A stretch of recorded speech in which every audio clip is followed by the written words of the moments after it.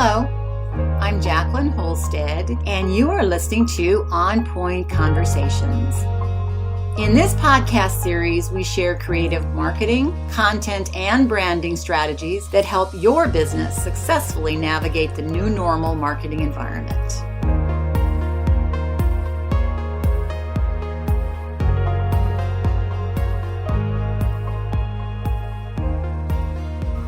Today in my podcast, I want to go back to the beginning of January, which wasn't so long ago, and refer to an article that was written and also tweets by Adam Grant. Adam Grant is a Wharton psychologist.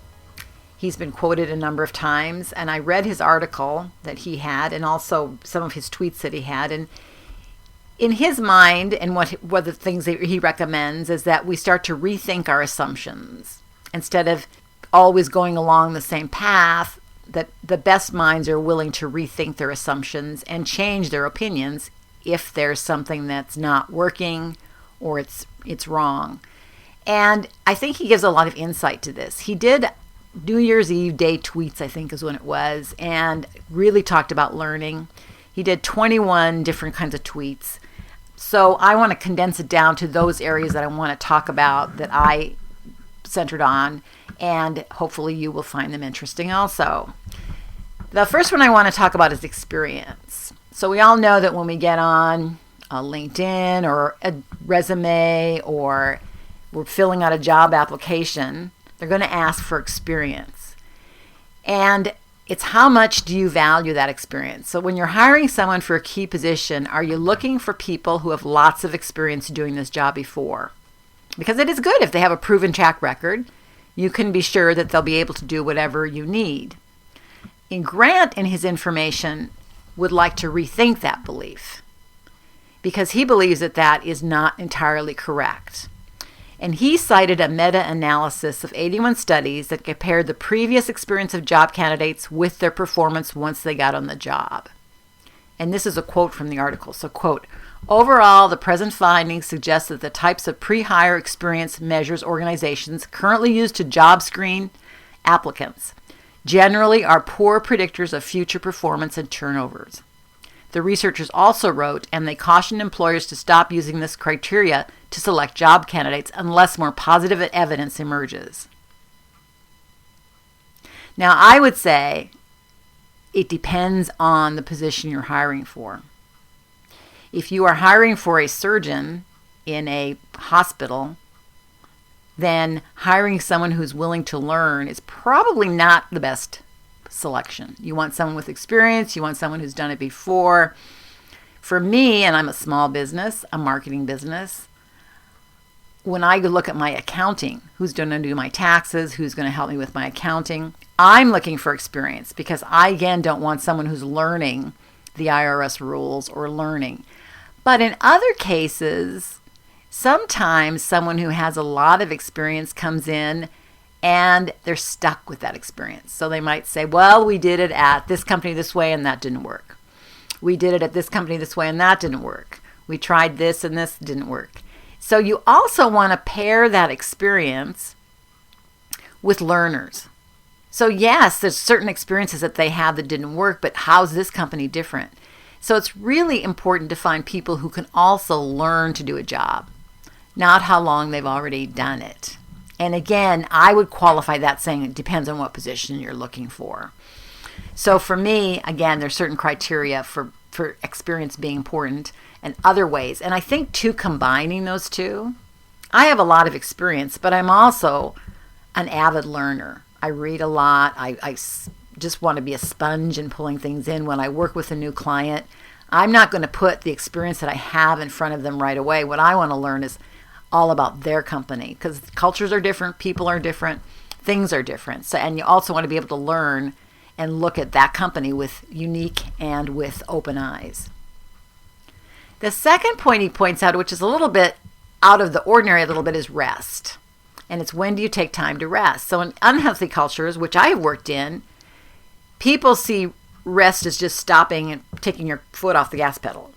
You can go for as long as you can go, and when you're tired, you then take a rest. But Grant suggests that you take regular breaks to maintain energy and avoid burnout. In other words, if you don't think you're tired, which most of us are not going to really recognize when we're tired, just schedule a break. And that's what I do during the day. When I'm working, I schedule breaks, particularly to get up if I'm sitting a lot, to get up and walk around, get off my butt a little bit, and do a little bit of exercise, and I take time to do my yoga practice. So I agree that rest is important, and it isn't always when you're exhausted that you take your rest. You do it before then.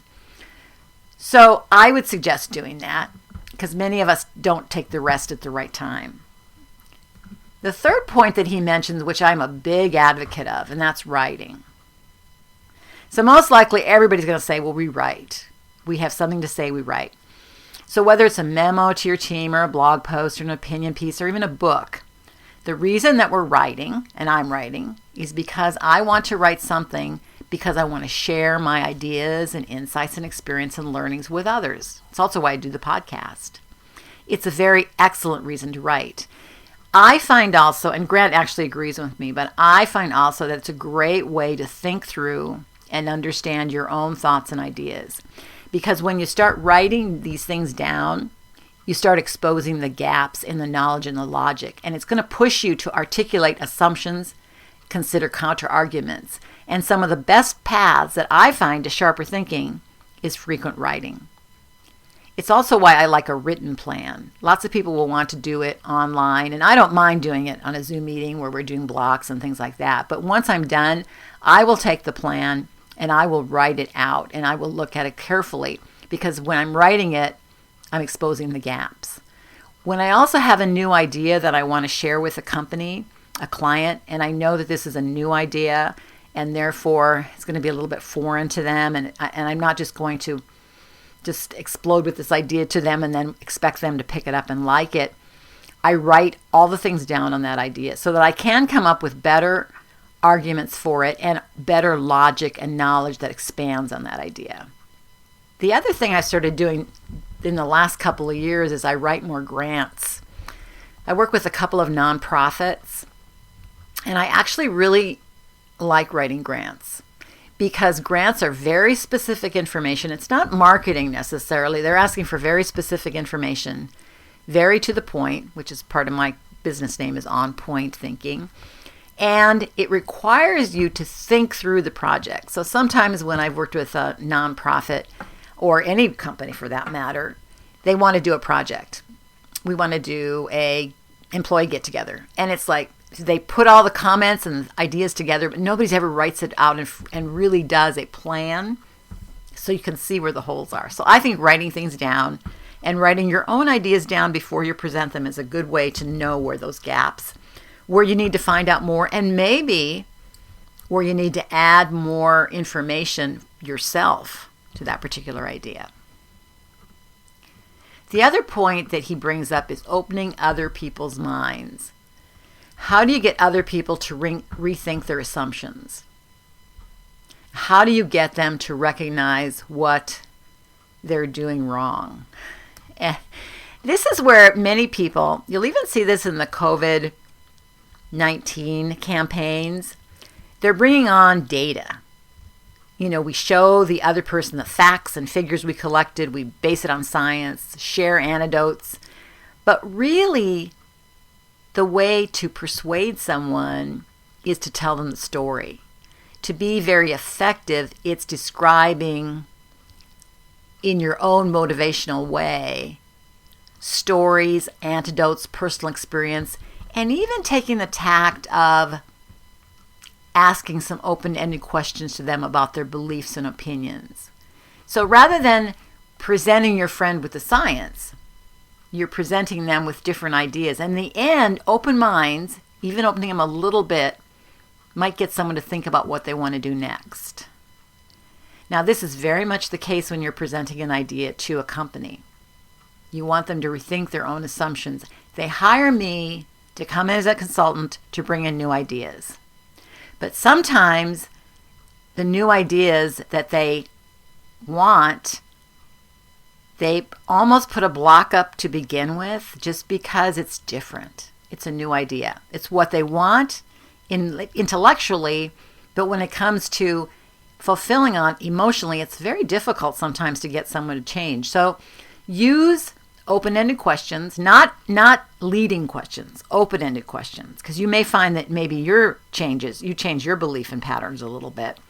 And then really look at ways to concretely give examples and stories and things that can be more convincing than simply the facts and figures. Even though facts and figures should be convincing, they really are not going to change someone's mindset. The last point I want to cover today is disagreement. I don't enjoy disagreements. I don't know very many people who do, and if they do, I'm suspect to how you're going to work with them.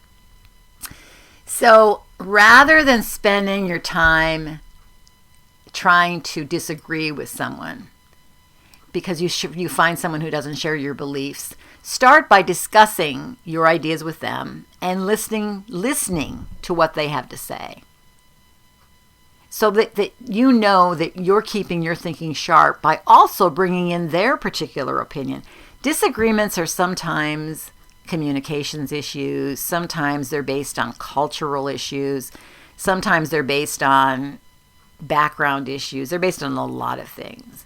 So before you engage in an open disagreement, instead of standing your ground really firm, you might want to look at sharing your beliefs and then discussing your ideas with the person that you have this disagreement with, and then listening to what they have to say, really understanding what they have to say. That's going to keep you thinking sharp, and it's probably going to broaden you as well. And you can still come out at the end saying, no, this is how I think it should be. I hope these points have helped you, and I hope my mindset and my explanation of them and help on them is going to be helping you. We'll look forward to covering more of these things in the future. I'm Jacqueline Holstead. This is On Point Conversations. You can reach me at onpointthinking.com. Go to my contact page, fill out my contact information, and I will get back to you because I do read those. I do get them, and I personally go through them myself. Thank you so much, and have a really great day. Thank you for listening, and I invite you to join me next week as we talk more about specific actions you can take to reach your own business goals. You can find my library of other inspiring podcasts like this one at onpointthinking.com. Again, thank you for listening. This is Jacqueline Holstead at On Point Conversations.